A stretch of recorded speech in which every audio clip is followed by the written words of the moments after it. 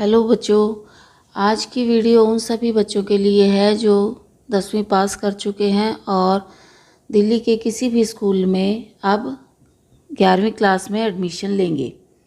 तो 11वीं की पढ़ाई हमारी 3 भागों में डिवाइड हो जाती है स्ट्रीम वाइज, जिसे हम साइंस, कॉमर्स और ह्यूमैनिटीज़ या आर्ट्स के नाम से जानते हैं। तो दिल्ली के शिक्षा विभाग की ओर से एक सर्कुलर जारी किया गया है जिसमें 11वीं क्लास में एडमिशन के लिए कुछ मानदंड यानी कुछ क्राइटेरिया उन्होंने डिसाइड करे हैं कि आपके कितने नंबर होंगे तो आपको कौन सी स्ट्रीम में दाखिला मिल सकता है। तो आइए एक एक करके जानते हैं इस सर्कुलर की खास बातें। तो सबसे पहला ऑप्शन हम डिस्कस करते हैं science with math. Science with math लेने के लिए आपको एग्रीगेट 55% मार्क्स आपके होने चाहिए, यानी जो हम 5 मेन सब्जेक्ट पढ़ते हैं जिनसे मिलकर हमारी परसेंटेज बनती है, वो ओवरऑल उन 5 सब्जेक्ट में हमारे 55% अंक होने चाहिए। ओवरऑल हमारे 55% अंक होने चाहिए। और उसके बाद जो है इंग्लिश, मैथ कोई सा भी हो, स्टैंडर्ड हो या बेसिक हो, इंग्लिश, मैथ और साइंस में आपके कम से कम 100 में से 50 नंबर होने चाहिए। तीनों सब्जेक्टों में यदि 100 में से 50 नंबर हैं तो आप साइंस विद मैथ ले सकते हैं। दूसरा ऑप्शन है साइंस विदाउट मैथ। अब बच्चा साइंस लेना चाहता है लेकिन मैथ में उसके 50 नंबर नहीं हैं, 40 से 50 के बीच में नंबर हैं, तो वो बच्चा साइंस ले सकता है विदाउट मैथ। कंडीशन ओवरऑल की वही है, 55% अंक आपके ओवरऑल होने चाहिए, इंग्लिश में 50 और साइंस में 50 और मैथ में 40 नंबर अगर होंगे तो साइंस विदाउट मैथ आप ले सकते हो। थर्ड ऑप्शन है कॉमर्स लेने का। मैथ के साथ अगर किसी को कॉमर्स लेनी है तो उसके लिए ओवरऑल 50% अंक होने चाहिए, इंग्लिश में 45, सोशल साइंस में 45 और क्योंकि कॉमर्स के साथ मैथ लेनी है तो मैथ में कम से कम 50 नंबर आपके ज़रूर होने चाहिए। वही क्राइटेरिया दोबारा से कि अगर कॉमर्स लेनी है विदाउट मैथ, उसके लिए ओवरऑल आपके 50% अंक होने चाहिए, इंग्लिश में या हिंदी में 45% अंक होने चाहिए और सोशल साइंस में भी 45% अंक होने चाहिए। इसमें मैथ का क्राइटेरिया नहीं है। तो कॉमर्स विदाउट मैथ ले सकते हैं। आपके हिंदी और इंग्लिश में 45 से ऊपर है मार्क्स और सोशल साइंस में 45 से ऊपर हैं तो आप कॉमर्स विदाउट मैथ ले सकते हैं।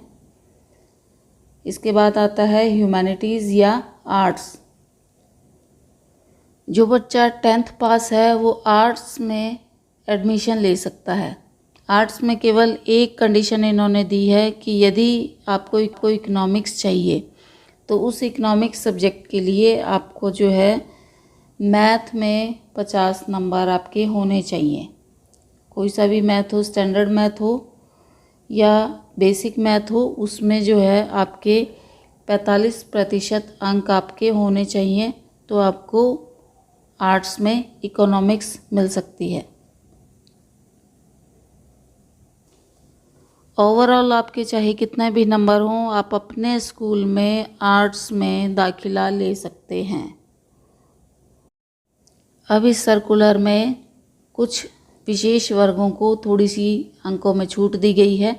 5% का रिलैक्सेशन है, 5% की छूट दी गई है कुछ खास वर्ग के लोगों को, जिसमें है SC ST वाले, माइनॉरिटीज़, OBC जो कि क्रीमी लेयर में नहीं है, और कश्मीरी माइग्रेंट्स, या फिर वो स्टूडेंट जिन्होंने नेशनल लेवल पर फर्स्ट, सेकंड या थर्ड पोजीशन पाई है किसी भी खेल में।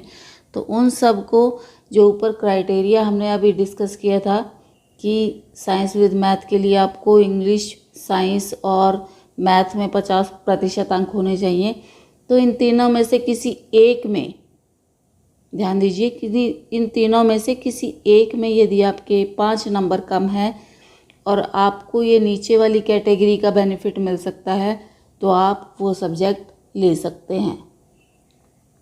ये जो चारों कैटेगरी हमने डिस्कस की हैं, science with math, science without math, commerce with math और कॉमर्स विदाउट मैथ, इन चारों कैटेगरीज़ में जो अंक आपको चाहिए मिनिमम, उसमें से 5% की छूट आपको मिल सकती है अगर आप इस कैटेगरी से बिलोंग करते हैं।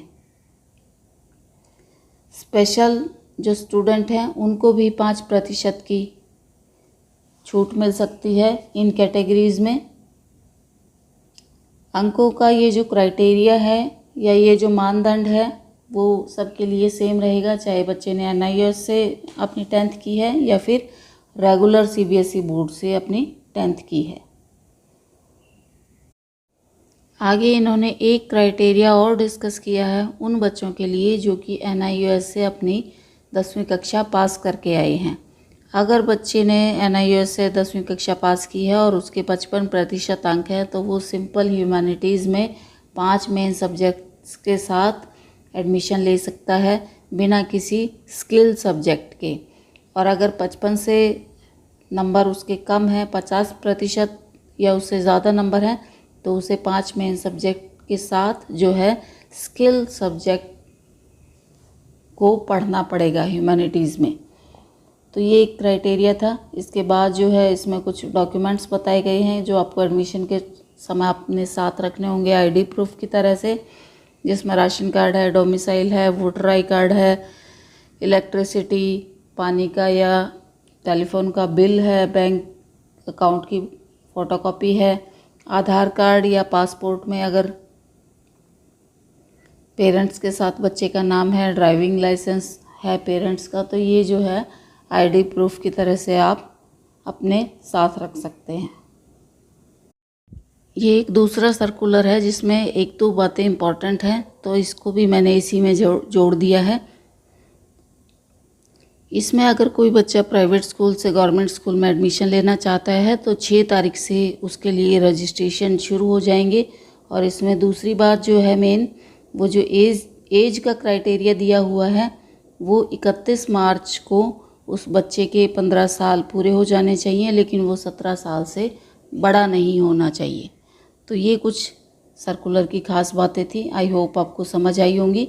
और 11वीं के एडमिशन में इससे आपको स्ट्रीम सेलेक्ट करने में मदद मिलेगी।